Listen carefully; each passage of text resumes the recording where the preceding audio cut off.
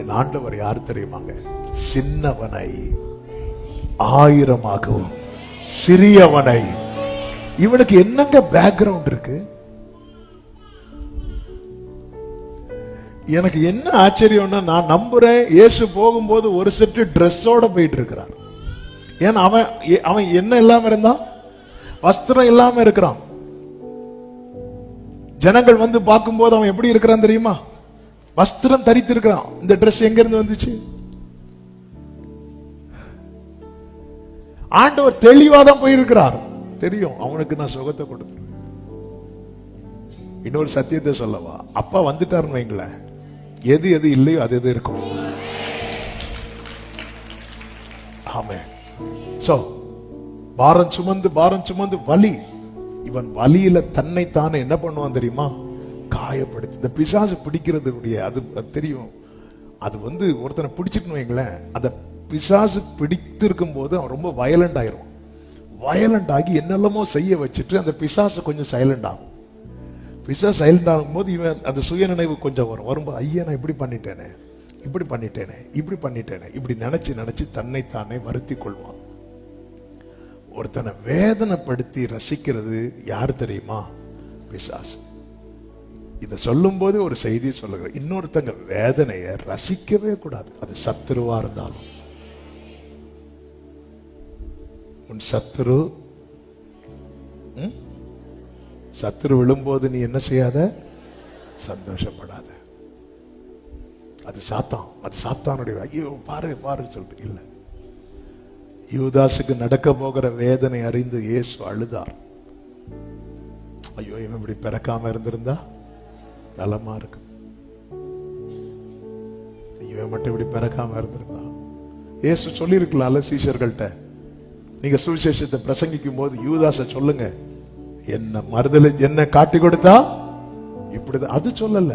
அவர் எதை எல்லா இடத்துலயும் சுவிசேஷமா சொல்லப்படும் சொன்னார் தெரியுமா? ஒருவள் பாதத்தை முத்தமிட்டாள் பாத்தீங்களா? இது இந்த சுவிசேஷம் சொல்லப்படுகிற இடத்துல எல்லாம் சொல்லப்படும் சொன்னார். கர்த்தர் பாருங்க, இந்த ஒருத்தராலும் அவனை எத்த உறவுகள் உண்டு. யார் கல்லறைக்கு அவனை உயிரோடு இருக்கும் போதே அவனை கல்லறையில கொண்டு போட்டாங்க. ஆமென். கர்த்தர் நினைக்கிறார் பாருங்க, என்ன நினைக்கிறதுக்கு யார் இருக்கிறா? எனக்கு யாருண்டு கலங்கின நேரத்தில் கரம். லேயாள் பாருங்க, லேயாள் எவ்வளவு ஒரு சிறுமைப்பட்டவள். கடந்த நாளில் இத கொஞ்சம் யோசிச்சுட்டு இருக்கும் போது ரொம்ப நமக்கே எவ்வளவு பெயினா இருந்துச்சு. அதாவது ராகேலுக்கு திருமண கார்டு அடிச்சாச்சு. மாமனார் பிளான் என்ன? லேயாள இப்படி ஒரு கல்யாணம் நடந்தாதான் அவளுக்கு உண்டு. அப்போ ராகேல் மேரேஜ் எல்லாம் முடியும் போது, மேரேஜ் இதுல எல்லாம் வீடியோல எல்லாம் யார் இருக்கிறா? ராகேல். அதான் கண்ணால் காண்பது போய் தான் பெரியவங்க சொல்லியிருப்பாங்க.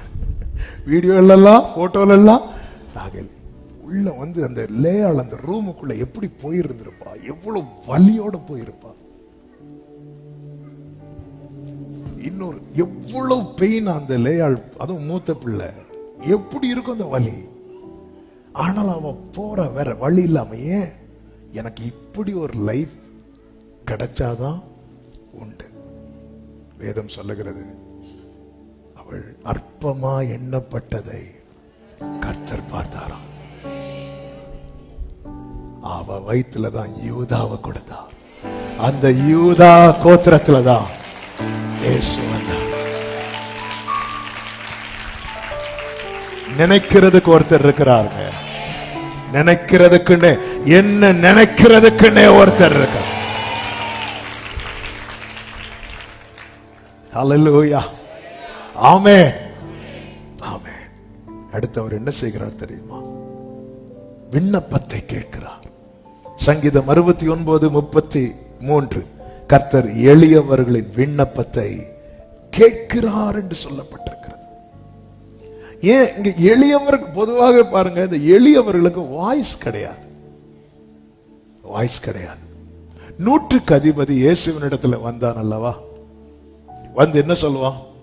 ஆண்டவரே, என் வேலைக்காரன் வியாதியாய் இருக்கிறான் என்று சொல்லுவான். சொல்லும் போது சீஷர்கள் யாராவது அவனை தடுத்தார்களா? இல்லை. ஆனா ஒரு பர்திமேயு, தாவீதின் குமாரனே எனக்கு இறங்குன்னு சொன்னதும் எல்லாரும் என்ன பண்ணாங்க தெரியுமா? அதட்டுனாங்க. ஏன் நூற்றுக்கு அதிபதியை தடுக்க வேண்டியதானே? யவீரு யாரு? ஜெபாலய தலைவன். தலைவன் வந்து இயேசுவே என்று அவர் காலில் விழுந்து கேட்டதும் பேதுரு யோவான் வந்து அவர் டிஸ்டர்ப் பண்ணாத சொன்னாங்களா? இல்ல. ஆனா ஒரு பர்திமேயு ஆண்டவரேன்னு சொன்னதும் ஸ்டாப் பண்ணு, அவரை தொந்தரவு பண்ணாத. எல்லியவனுடைய வாய்ஸ் குரல் வந்து நசுக்கப்படும். ஆனா அந்த இடத்துல வேதம் சொல்லுகிறது இயேசு நின்று இருக்கு. ஆமென், ஹல்லேலூயா.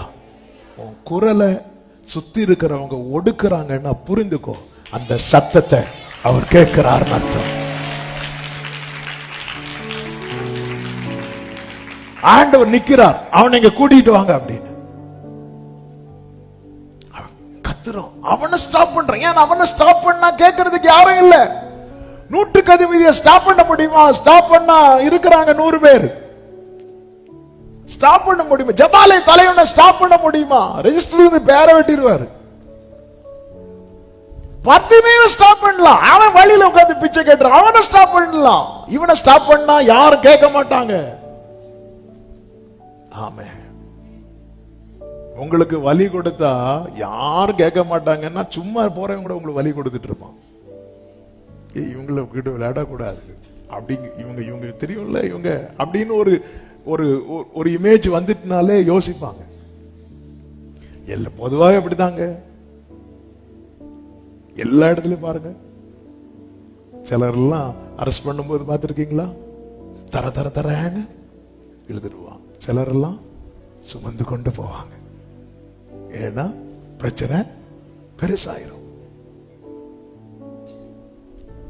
கர்த்தர் எளியவர்களின் விண்ணப்பத்தை கேட்கிறார். எளியவர்களை நீங்க ஒரு ஓரத்தில் இருந்து அப்பா அப்படி நீங்க கூப்பிடும் போது அந்த சத்தம் அவர் காதுல கேட்கும். உங்க குரல் நசுக்கப்படுதுனாலே புரிந்து கொள்ளுங்கள், உங்க ஜெபத்துக்கு பதில் வரப்போகிறது. மூன்றாவதாக சங்கீதம் 12:5 வாசியுங்கள். 12:5, 12வது அதிகாரம் 5வது வசனம். ஏழைகள் பாழாக்கப்பட்டது நிமித்தமும் எளியவர்கள் விடும் பெருமூச்சு நிமித்தமும் நான் இப்பொழுது எழுந்து அவன் மேல் சீறுகிறவர்களுக்கு அவனை காத்து சுகமாய் இருக்க பண்ணுவேன். அதை இந்த புது மொழிபெயர்ப்பில் இப்படி கொடுத்திருக்கிறாங்க, அவன் ஏங்குகிற பாதுகாப்பிலே அவனை வைப்பேன். அதாவது ஆண்டவர் பாதுகாக்கிறார். எப்படி பாதுகாக்கிறார்? அவர் நினைக்கிறார், அவர் விண்ணப்பத்தை கேட்கிறார், அவர் பாதுகாக்க. எப்படி பாதுகாக்கிறார்னா, எப்படி வச்சா அவன் கம்ஃபர்டபுளா ஃபீல் பண்ணுவானோ, இப்ப நான் சேஃப் ஆயிட்டேன்னு ஃபீல் பண்ணுவானோ அப்படி அவர் வைக்கிறார். இதுதான் ஆண்டவருடைய விசேஷம். அதாவது நமக்கு தெரியும் இப்படி வச்சா இப்படி செஞ்சா பிள்ளைங்க சேஃப் ஆயிருவாங்க. ஆனா பிள்ளைங்களுக்கு ஒரு நம்பிக்கை வருவதற்காக நம்ம அவங்களுக்கு நம்பிக்கையே வருவதற்காக சில காரியத்தை செய்வோம் தெரியுமா? அப்படி அவர் செய்யறார். ஆண்டவர் இந்த புயல் அடித்தாலோ இந்த காற்று அடித்தாலோ இந்த படகு அமிழாதுன்னு அவருக்கு தெரியும். தெரிந்தாலும் அதை அமைதியாக்கினார் பாருங்க. அதுதான் அவன் ஏங்குகிற பாதுகாப்பிலே இப்படி வச்சா அவன் சேஃப். அதனாலதான் தாவீது அப்படி வைக்கிறார். வைத்ததுனாலதான் தாவீது என்ன செய்கிறார் தெரியுமா? படுத்துறங்கி. ஆமென். உறங்கிட்டீங்களா? தாவீது அப்படி வைக்கிறார். வச்சதுனாலதான் சத்துருக்கள் சூழ்ந்திருக்கும் போது, நீங்க சங்கீதம் 3 காலில் எழும்பும் போது பாடுற சங்கீதம், சங்கீதம் 4 தூங்கும் போது பாடுற சங்கீதம், நான் விழித்துக் கொண்டேன் கர்த்தர் என்னை தாங்குகிறார் அப்படிங்கிறார். அதுவும் பாருங்க, ஓடிட்டே இருக்கிறார். ஓடும்போது அவர் தூங்கி எழும்புறதெல்லாம் சொல்றார். அவன் எப்படி தூங்கினாரு? சுத்தி சத்துருக்கள் இருக்கும்போது. எவ்வளவு அவன் ஏங்குகிற பாதுகாப்பு. நைட்டு தூங்கும் போது சமாதானத்தோட படுத்துக்கொண்டு நித்திரை செய்வேன். கர்த்தாவே, நீர் ஒருவரே என்னை சுகமாய் தங்க பண்ணுகிறீர் அப்படி சொல்லிட்டு படுக்கிறார். சுத்தி சத்துருக்கள். ஆனால் அவருக்கு தெரியுது, பாதுகாப்பாதான் இருக்கிறோம். அதனால அவருக்கு தூங்க முடியுது. 4 அடுக்கு பாதுகாப்பு பேதுருவுக்கு கொடுத்தது எதுக்கு தெரியுமா? அவன் தப்பிடக்கூடாதுங்கிறதுக்காக, அவன் தாக்கப்படக்கூடாது என்பதற்காக அல்ல, தப்பிவிடக்கூடாது என்பதற்காக. ஆனா பேதுரு நல்லா தூங்குறார். அப்படி ஒரு கம்ஃபர்ட் சோனை கர்த்தர் அவன் கொடுத்திருக்கிறார். பேதுருவே, நீ உனக்கு சாவு முதிர் வயதுல தான், இப்பெல்லாம் நீ சாக மாட்டேன்னு சொல்லி ஏற்கனவே கர்த்தர் அவனுக்கு அந்த வார்த்தையை அடைக்கலமாகவே கொடுத்திருக்கிறார். அதுல அழகா படுத்து தூங்கிட்டு இருக்கிறார். தாவீது அழகா தூங்குறார். அவன் ஏங்குகிற பாதுகாப்பிலே. 1 சாமுவேல் 23வது அதிகாரம் 14வது வசனத்தில் இப்படி சொல்லப்பட்டிருக்கிறது, தாவீது வனாந்திரத்தில் உள்ள அரணான ஸ்தலங்களிலே தங்கி சீப் என்னும் வனாந்திரத்தில் இருக்கிற ஒரு மலையில் தரித்திருந்தான். சவுல் அனுதினமும் அவனை தேடியும் தேவன் அவனை அவன் கையில் ஒப்பு கொடுக்கவில்லை. கைகளை உயர்த்தி ஆமேன் சொல்லுங்க பார்க்கலாம். எவ்வளவு நல்ல ஆண்டவர். சவுல் சாதாரணமான மனுஷன், ஒரு ராஜா. அவன் சாதாரணமா இருந்த போது கழுதையை தேடினான். ராஜாவான பிறகு தாவீது தேடினான். சிலர் எந்த நிலையில வச்சாலும் இந்த தேடதை விடவே மாட்டாங்க. ஏதாவது ஒண்ணு அவங்களுக்கு தேடிட்டே இருக்கணும். சிலருக்கு என்னதான் கையில இருந்தாலும் பக்கத்து டிஃபன் பாக்ஸ்ல இருக்க முட்டை எடுத்து சாப்பிடுறது மாதிரி சிலருக்கு அப்படி தேடிட்டே இருக்கணும். அவன் சும்மா இருக்கும்போது கழுதையை தேடினா, இப்போ தாவீதை தேடு. ஆனா இங்க பைபிள் என்ன சொல்லுது? அதுவும் சும்மா தேடல, ஆட்களை எல்லாம் விட்டு விட்டு தேடுறான். 2 வாட்டி சவுல் பக்கத்திலேயே போயிட்டு தாவீது வருவார். அனுதினமும், ஒரு நாள் 2 நாள் இல்லைங்க. தேவன் அவனை அவன் கையில் ஒப்பு கொடுக்கவில்லை. அதுதான் சொல்லுகிறார், நீர் அடைக்கலாம்.